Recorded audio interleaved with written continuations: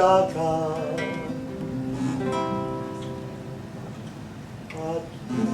Aquí están las garras del león, las garras del tigre también, las plumas del papagayo.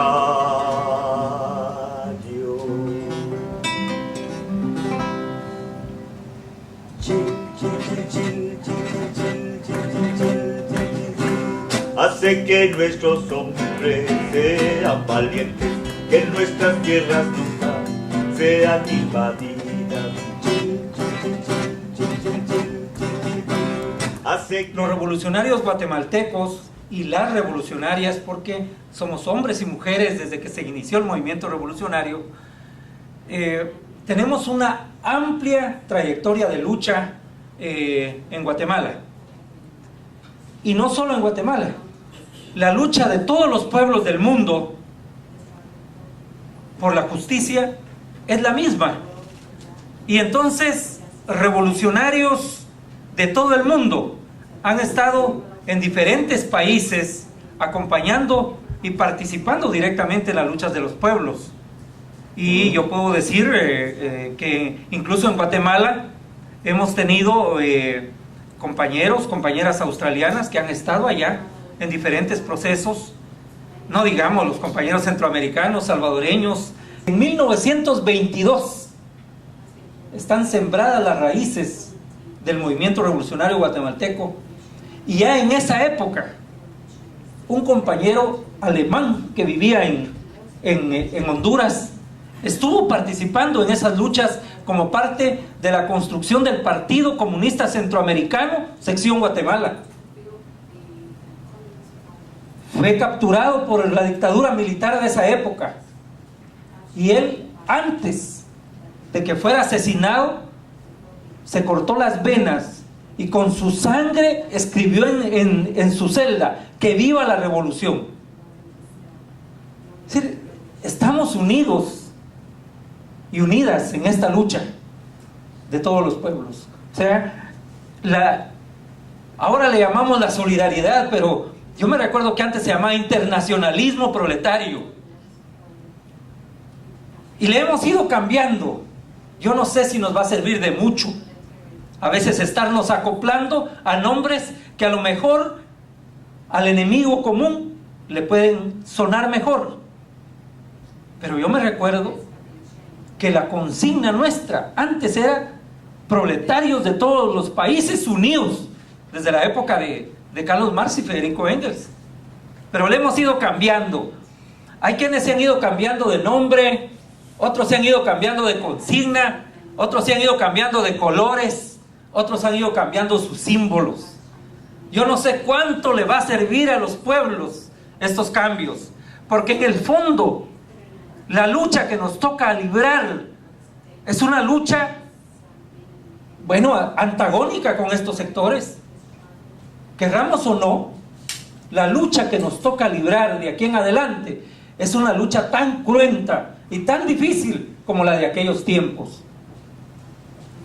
Hoy en el Congreso de la República, este partido de izquierda, digamos recién salido de la lucha armada, ha tenido ya algunos diputados y diputadas en el Congreso de la República. Hoy tenemos dos, hoy somos dos los diputados que estamos representando a este partido. Pero no hemos perdido en ningún momento la perspectiva, no hemos perdido en ningún momento la divisa de que un día tenemos que ser no solo la mayoría en el Parlamento, sino llegar a gobernar en Guatemala. Y muchas gracias. Y les digo una cosa: la lucha de los hermanos y hermanas de otros pueblos nos sirve de inspiración. Y yo compartí aquí con el compañero Malcolm, que está representando al secretario general de este sindicato, y le decía que la lucha de los obreros, la lucha de la clase obrera, de la clase trabajadora en Guatemala, tiene mucho mucho en común con la lucha de los trabajadores australianos. Igual con los trabajadores sudamericanos, igual con los europeos, porque al final de cuentas, el enemigo es el capitalismo salvaje y el imperialismo. Y ellos no van a cambiar, como a veces nos pasa a nosotros que nos cambiamos, ellos nunca cambian. Porque ellos, su ley va a seguir siendo la ganancia, y la ganancia sobre la base de la explotación y la sobreexplotación de la clase trabajadora. Esa es la realidad. Y bueno, yo le decía esto porque nosotros en el Congreso de la República llevamos temas que no los lleva ninguna otra bancada, porque el Congreso en Guatemala está dominada por partidos de derecha, por partidos defensores de los grupos de poder económico. El Congreso de la República de Guatemala está dominado por diputados y diputadas que al final defienden los intereses de los grandes empresarios nacionales y transnacionales. Porque es triste decirlo, pero hay un conjunto de gente que se torna en vendepatria y que no les importa entregar los recursos nacionales a manos de grandes transnacionales.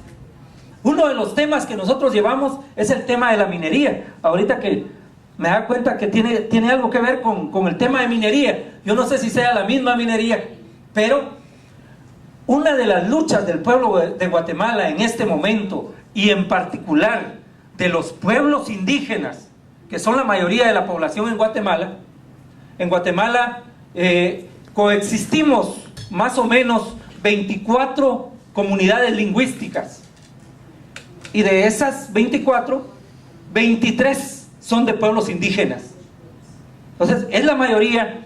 Una de esas luchas es justamente no permitir que las grandes empresas transnacionales vayan a explotar y a robarse los recursos naturales de nuestros países.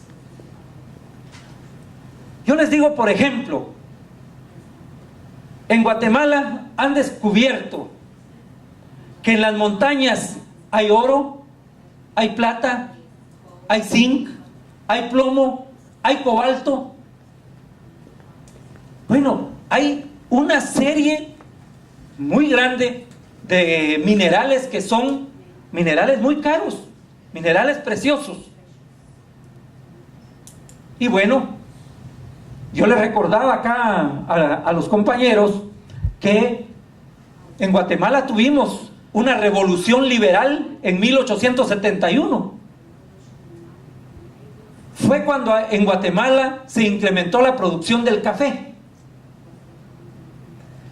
Y cuando se dio este fenómeno, los gobiernos que encabezaron la revolución liberal de 1871 despojaron a los campesinos de sus tierras para poderle entregar las tierras más fértiles a los grandes terratenientes para que cultivaran el café.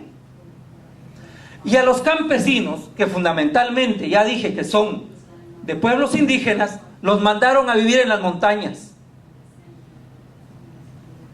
en donde el terreno es quebrado, de una geografía muy difícil de trabajar. Pero ahora ya descubrieron que en las montañas hay minerales preciosos, y ahora también los están sacando de las montañas. Y ahora, ¿a dónde van a ir a parar? Están migrando a México y a Estados Unidos, y ustedes están bien informados e informadas del calvario que se vive para poder llegar a Estados Unidos. Para que en Estados Unidos nuestros compatriotas sean tratados con discriminación y con racismo. Pues una de las luchas que tenemos es evitar que siga ese despojo, que las grandes transnacionales vayan, destruyan las montañas, saquen el mineral, se lleven la riqueza y nos dejen la pobreza. Y como ajuste de males, nos dejan contaminado el suelo, el agua y el aire. Y este es un fenómeno y una lucha que no debiera ser y no es de los guatemaltecos nada más. Porque al final de cuentas, la contaminación de los recursos naturales tarde o temprano repercute en todo el mundo. Y ya lo estamos viviendo. Entonces, hay una lucha muy fuerte en Guatemala por evitar que se sigan concesionando licencias de explotación minera metálica a las grandes transnacionales. Pero los gobiernos que hemos tenido, y aún el gobierno que tenemos, que a nivel internacional ha tenido algún impacto positivo, pero nosotros los que vivimos a diario la situación en Guatemala, nos damos cuenta que no es así. Aún este gobierno, nosotros lo hemos visto y nos está costando mucho evitar que continúe esta destrucción. Que no es solo la destrucción de la madre tierra, como nosotros le llamamos, de acuerdo a la cosmovisión de los pueblos indígenas, sino que trae aparejado a este fenómeno una destrucción social y una conflictividad social y una destrucción cultural muy grande. Pues este es uno de los temas que nosotros llevamos en el Congreso de la República, que no lo lleva nadie, porque a nadie de la derecha le interesa luchar por los derechos del pueblo. Otro de los temas, justamente, que tiene relación con el tema del sindicalismo, es que nosotros llevamos la agenda laboral. Y nos hemos dado cuenta cómo, por ejemplo, los gobiernos que son serviles a los intereses de los grupos de poder, lejos de ayudar a la clase trabajadora, que es el motor del desarrollo de los pueblos y de los países, vienen a destruir las conquistas que se han logrado hasta este momento. Hoy en el Congreso de la República hay una amenaza muy grande porque quieren aprobar el convenio 175 de la OIT, de la Organización Internacional del Trabajo, que yo creo que ustedes aquí lo conocen muy bien. El convenio 175 es la contratación a tiempo parcial. Puede ser que en algunos países esto dé resultado positivo, no lo sé. Pero en países pobres, en países como los nuestros en Centroamérica, si a la clase trabajadora se le contrata a tiempo parcial, prácticamente se le está dejando sin la posibilidad de sobrevivir. La contratación a tiempo parcial, además, viene a darle la oportunidad a la clase patronal a destruir los derechos laborales, como el seguro social, como la indemnización por tiempo laborado, el salario mínimo que ya no se pagaría de esa manera. Es decir, viene a destruir las conquistas, las pocas conquistas de la clase trabajadora. Pero además, tiene como objetivo destruir los sindicatos, tiene como objetivo destruir las organizaciones de los trabajadores y trabajadoras.